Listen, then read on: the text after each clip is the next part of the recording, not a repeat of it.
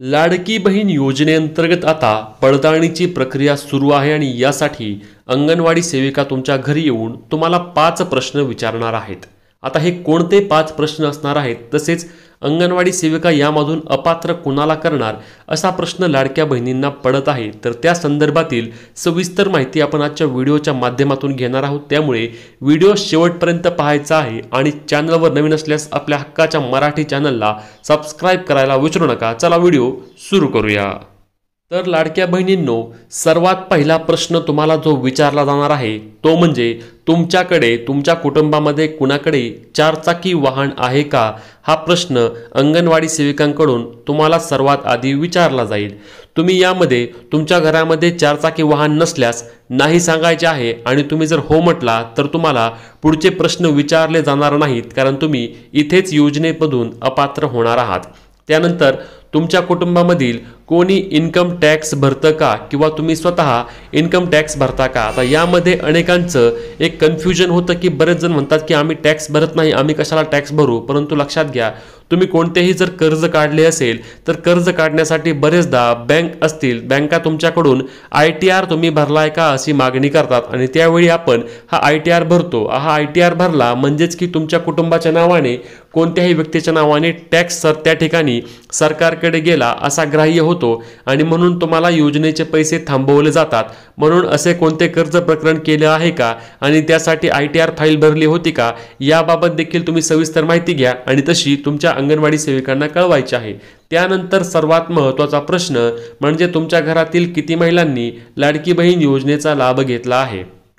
तुमचे rationing card बघून त्या रेशनिंग कार्डवर नक्की किती महिला आहेत आणि त्यातील किती महिलांनी योजनेचा लाभ घेतला आहे, किती हप्ते घेतले आहेत, याबाबतची माहिती देखील तुम्हाला अंगणवाडी सेविकांना योग्य द्यावी लागणार आहे। चुकीची माहिती देऊ नका, अन्यथा तुम्हाला योजनेचे पैसे बंद झाले आहेत ते चालू होणार नाहीत।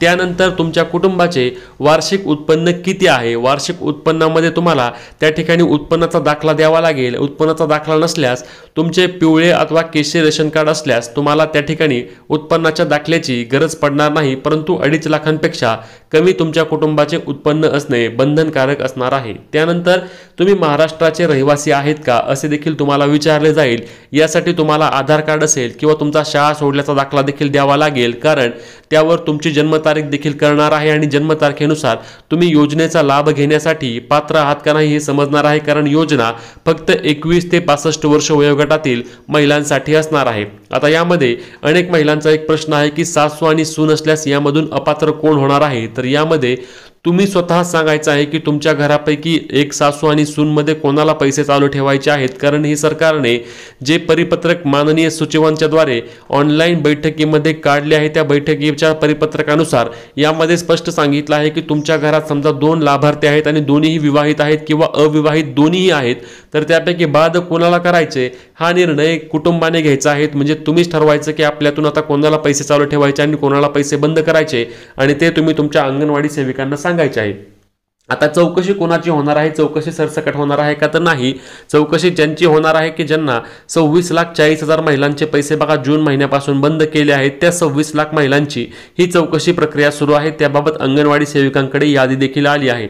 आता तुम्ही देखील अंगणवाडी सेविकांकडे गेला आणि अंगणवाडी सेविकांनी जर तुम्हाला सांगितलं की अशी कोणतीही यादी आमच्याकडे आली नाही किंवा याबाबतची कोणतीही माहिती नाही, तर तुम्हाला काय करायचं आहे, तर तुम्हाला थेट तुमच्या पंचायत समिती कार्यालयामध्ये जायचं आहे आणि त्या ठिकाणी जाऊन तुम्हाला महिला व बाल विकास विभागाच्या प्रकल्प अधिकारी यांची भेट घ्यायची आहे। प्रकल्प अधिकारी यांची भेट घेऊन तुम्हाला संदर्भातील सर्व अडचणी सांगायच्या आहेत, तुमची सर्व कागदपत्रे त्यांना दाखवायची आहेत।